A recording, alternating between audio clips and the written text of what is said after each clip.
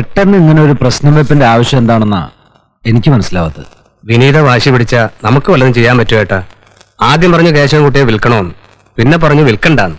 ദേ ഇപ്പൊ പറയണു അവൻ പഴയ വാപ്പാനെ കൊല്ലാനുള്ള കാരണം പ്രശ്നം വെച്ച് കണ്ടുപിടിക്കണമെന്ന്. മോള് പറയുന്നത് അനുസരിക്ക, അതല്ലേ നിവൃത്തിയുള്ളൂ. ഇവിടുന്ന് ഇറങ്ങിപ്പോവാൻ പറഞ്ഞാൽ പോയല്ലേ പറ്റൂ. ഗജപൂജ നടത്തണം. കുടുംബക്ഷേത്രത്തിൽ ഭഗവാന്റെ വിഗ്രഹം വെച്ച് വിശേഷാൽ എഴുന്നള്ളിപ്പും. അതിനു മുമ്പ് ഒന്നാം പാപ്പാൻ 5 ദിവസത്തെ വ്രതം അനുഷ്ഠിച്ചിരിക്കണം. എന്ത് വ്രതം? 5 ദിവസത്തേക്ക് പാപ്പാൻ ആഹാരം വർജിക്കണം. തറവാടിന്റെ തെക്കതിൽ എല്ലാവരും കാണുകയാൽ പൂജാകർമ്മങ്ങളിൽ മുഴുകിയിരിക്കണം. ഇതാണ് പ്രശ്നത്തിൽ കാണുന്നത്.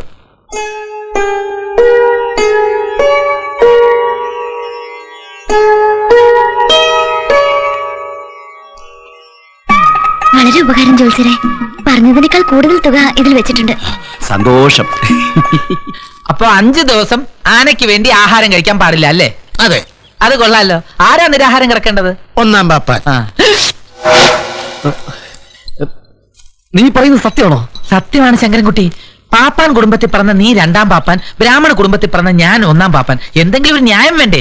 അതുകൊണ്ട് നമുക്ക് ഈ 1ാം പാപ്പാൻ സ്ഥാനവും 2ാം പാപ്പാൻ സ്ഥാനവും പരസ്പരം വച്ചു മാറാം. ഭാഗ്യത്തിന് അച്യുതനായ അദ്ദേഹം സമ്മതിച്ചിരിക്കുക. നീ അദ്ദേഹത്തെ പോയിന്ന് കണ്ടാ മതി, എല്ലാം ശരിയാവും. നീ എന്നോട് ക്ഷമിക്കണം.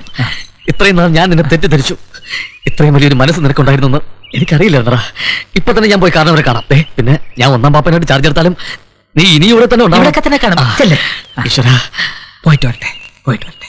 മതമുളിക ആന പാപ്പാനെ കുത്തി കുടലെടുത്തു. അയ്യോ, അങ്ങുന്നിനെ പോയി കണ്ടിട്ട് എന്തായി? പ്രമോഷൻ ശരിയായി? ഓ, മിക്കവാറും ശരിയാകും. വലിയൊരു ത്യാഗമനോഭാവമായി ആ കാർക്കോടകം വന്നപ്പോഴേ എനിക്ക് ഡൗട്ട് തോന്നിയതാ. എന്നിട്ട് എന്താക്കി? എന്താക്കാൻ? പാര വച്ചവന് തന്നെ പാര കൊണ്ടിട്ടുണ്ട്.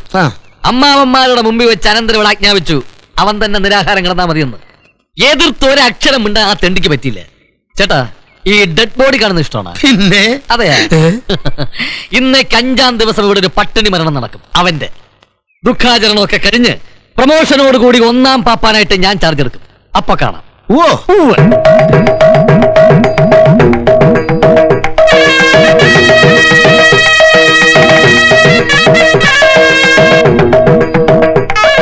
അപ്പോ സർവശക്തനായ ജഗദീശനെ പ്രാർത്ഥിച്ചു തുടങ്ങിക്കോളൂ.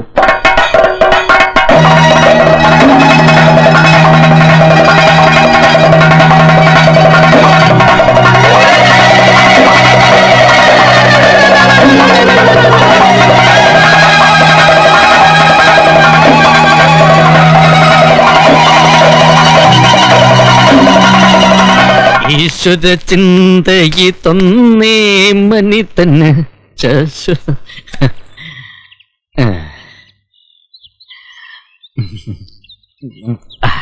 ഞാലിപ്പൂവനല്ലേ?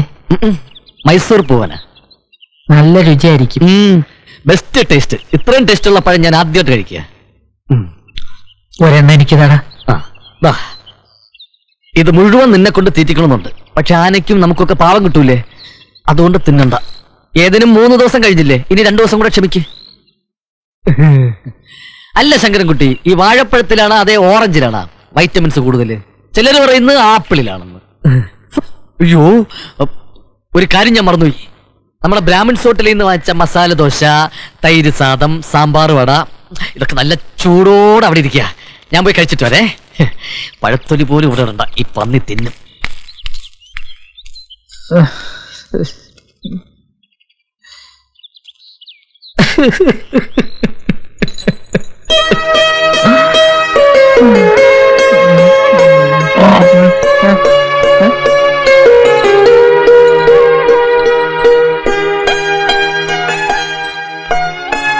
വേണ്ടടാ കേശവൻകുട്ടി, നിനക്ക് വേണ്ടിയുള്ള പൂജയല്ലേ, നീ തന്നെ കഴിച്ചു. കഴിച്ചോടാ. പറയുന്ന അനുസരിച്ച് കേശവൻകുട്ടി കഴിക്കാൻ. മെടുക്ക.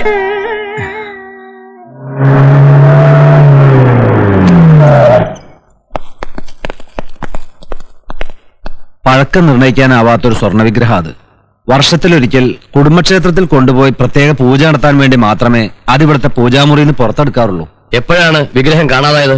ഇന്നലെ സന്ധ്യാനാമം ചൊല്ലുമ്പോഴും വിഗ്രഹം പൂജാമുറി തന്നെ ഉണ്ടായിരുന്നു. പ്രത്യേകിച്ച് നിങ്ങൾക്ക് ആരെങ്കിലും സംശയമുണ്ടോ? സംശയമുണ്ടോന്ന് ചോദിച്ചാ, എക്സ്ക്യൂസ് മീ സർ, 1 മിനിറ്റ്. ഇവിടുത്തെ 1ാം പാപ്പാൻ ഇന്നലെ പൂജാമുറിയിലേക്ക് കയറി പോകുന്നത് ഞാൻ കണ്ടു. എപ്പോഴാണ്?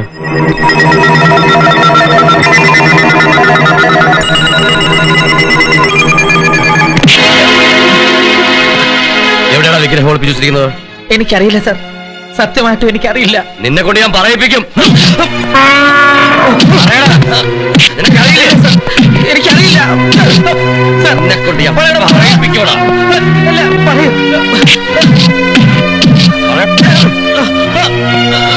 എനിക്കറിയില്ല സർ, സത്യം അറിയില്ല. ആരെങ്കിലും പറയൂ.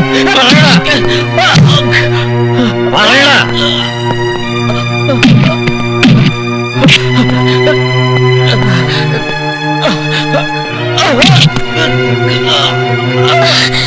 വിഗ്രഹം കിട്ടി.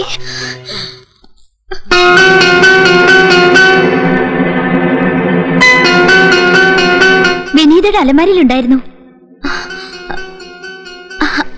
ഇപ്പോഴാ ഓർത്തത്. ഇന്നലെ ഞാൻ വിഗ്രഹം തുടച്ച് വൃത്തിയാക്കാനായി. I am sorry sir. This is too much, madam. I am sorry, Sangarankuti.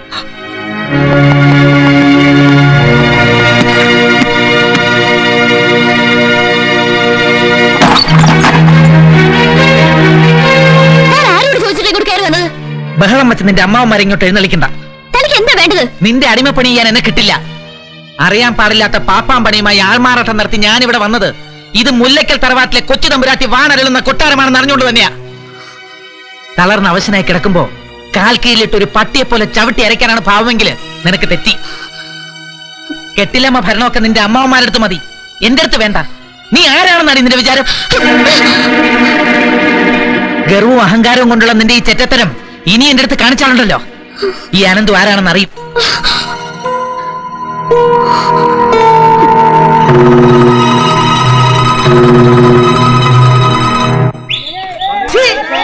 കന്നുകാലി മത്സരത്തിന്റെ തന്തയാണ്.